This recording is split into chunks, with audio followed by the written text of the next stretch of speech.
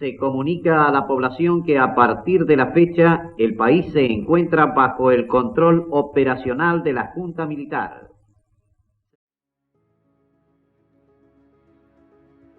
El 24 de marzo de 1976, las Fuerzas Armadas tomaron el poder en la Argentina.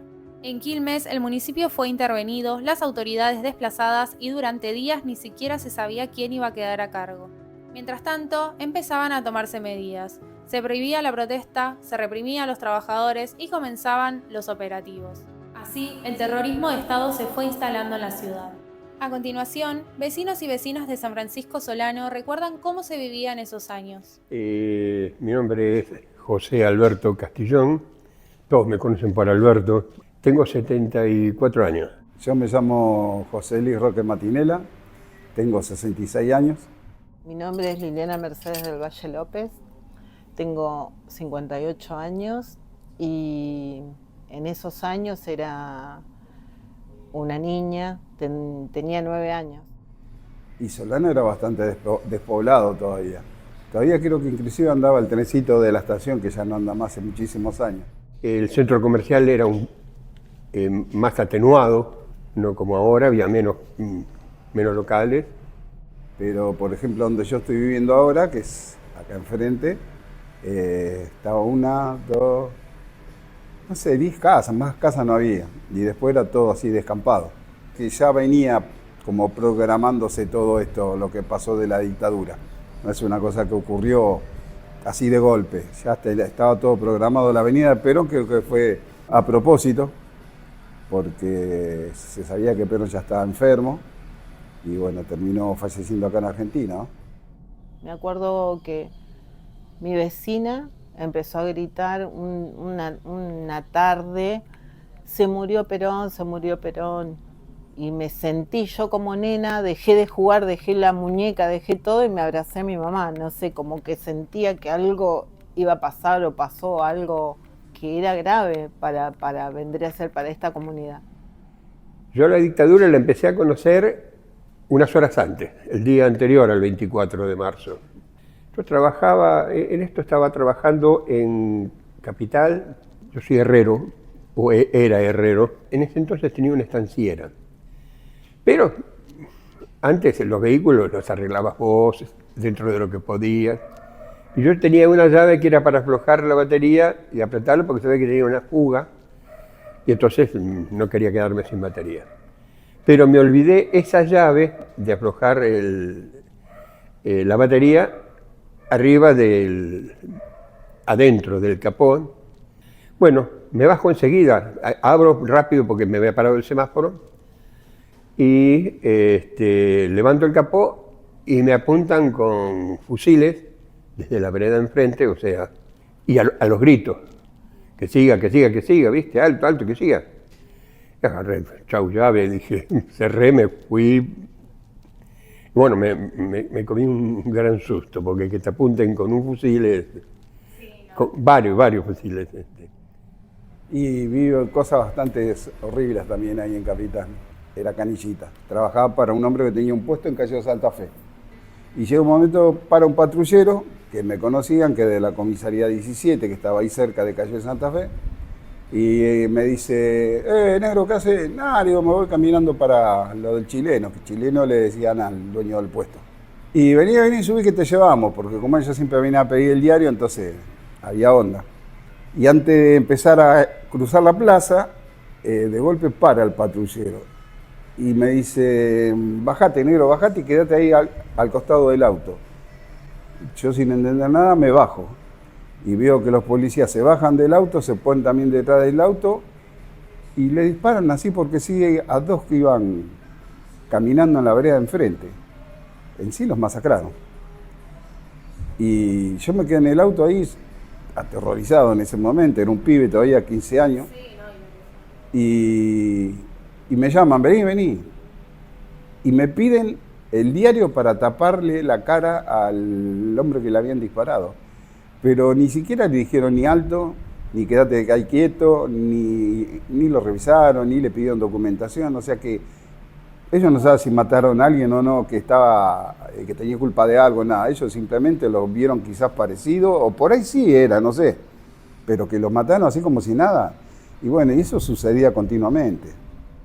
Todavía en esa época no había miedo, porque no es como ahora. Yo creo que hay gente que tiene más miedo ahora cuando va a ayudar a los jubilados o a los médicos que antes. ¿Por qué? Porque antes se jugaba mucho, te jugaba la vida y no sabías que era eso. Al pasar el tiempo y darnos cuenta, porque no existían las noticias, no se hablaban. Yo te puedo decir que apenas estuvimos transitando esa etapa, sí, después teníamos mucho miedo, había muerto mucha gente. Me acuerdo algo muy puntual que me quedó atravesada, que fue cuando que estábamos en guerra, que nuestro país lamentablemente estuvo en guerra, que en el colegio, aparte de esos que decían en la tele comunicado, número, eso me quedó como una tortura a mí, de chica, te lo tengo que decir. Es algo que las chicas y los chicos de mi edad se tienen que acordar, y era algo terrible porque la familia, como que era estremecedor eso. Y en el colegio, me acuerdo que iba al Instituto José Manuel Estrada, y que un día la señorita nos dijo, bueno, hoy chicos tenemos que aprender esto. Por las dudas, si vienen a bombardear, nos dijo con esas palabras así textuales que te estoy contando, tenemos que estar preparados para cómo resolvemos la situación. Y me acuerdo que con unos timbres que ellos tocaban en ese momento, y después me acuerdo yo cómo me metía abajo del pupitre. Me acuerdo eso y siempre me acordé porque como algo traumático. Ellos habían puesto el estado de sitio, que no podían caminar de 2 personas juntas, no se podía. Aparte estabas propenso a que en cualquier momento te pararan, si ibas caminando por la calle, te pedían documentación y listo. No había nada que les prohibiera llevarte cuando quisieran. En la inmediación de la 844, la 845, la 846, la 847 y la 848 había soldados, yo digo soldados, no, porque estaban de verde vestidos. No sé si eran soldados, si eran qué. Te puedo decir eso que yo me acuerdo. Que estaban postados uno al lado del otro en fila. Eso también me quedó como un trauma porque estuvieron en el barrio así un montón de veces. Y mi mamá pasaba con nosotros que éramos chiquitos para llevarnos al colegio, casi corriendo. O sea que muchos dicen, no, porque cuando estaban militares estábamos más tranquilos. No estábamos más tranquilos. Quizás porque nosotros, o a muchos como a mí, no les pasó nada grave, pero a la gente que les pasó. Y no están más, no la pueden contar. Tanto hombres, mujeres, como chicos, como ancianos, muchos desaparecidos. Hay una palabra que ya está en un libro, que lo tengo todavía, y nunca pude terminar de leerlo. Es imposible leer el libro nunca más. Y sí, nunca más. Nunca me hubiese gustado que mi nieta pase por lo que yo pasé, de ver soldados en la calle, de ver cómo de tan nena me tuve que tirar abajo de un pupitre, de ver cómo chicos de mi barrio fueron a una guerra y no volvieron. Acá hay chicos que se fueron a la guerra y no vinieron más. Por ejemplo, los chicos, y me pongo mal por esto, los chicos que murieron en Malvinas.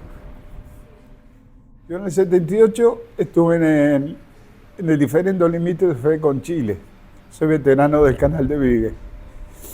Y nosotros chupamos frío en unos pozos que se llaman pozos de zorro, esperando que, en una palabra, se pudriera todo. Pusimos nuestro cuerpo, pusimos nuestra juventud, porque nos llevaron 2 años nuestra juventud, pero estábamos dispuestos a defender todo lo nuestro. Y bueno, yo cada vez que veo a un veterano de guerra, pero me paro y lo abrazo. Lo abrazo de la fraternidad que yo siento con ellos. Piensen en el país, piensen en el futuro, piensen en los abuelos, los padres, y piensen en los hijos que van a tener o que tienen, cómo quieren que vivan. Si quieren que vivan bien, tienen que luchar por este país. Vivir en democracia es lo mejor que te puede pasar en la vida. Poder elegir. A veces los argentinos, viste que somos caprichosos. Elegimos mal, elegimos bien, pero siempre poder elegir estás en tu ley. Acá en San Francisco Solano, al igual que en muchos otros lugares, la dictadura dejó marcas que 50 años después todavía siguen presentes. Presentes en las historias que se cuentan, en los recuerdos que siguen vivos y en la necesidad de no olvidar. Recordar lo que pasó acá también es una forma de entender lo que pasó en todo el país y de defender, hoy más que nunca, la democracia.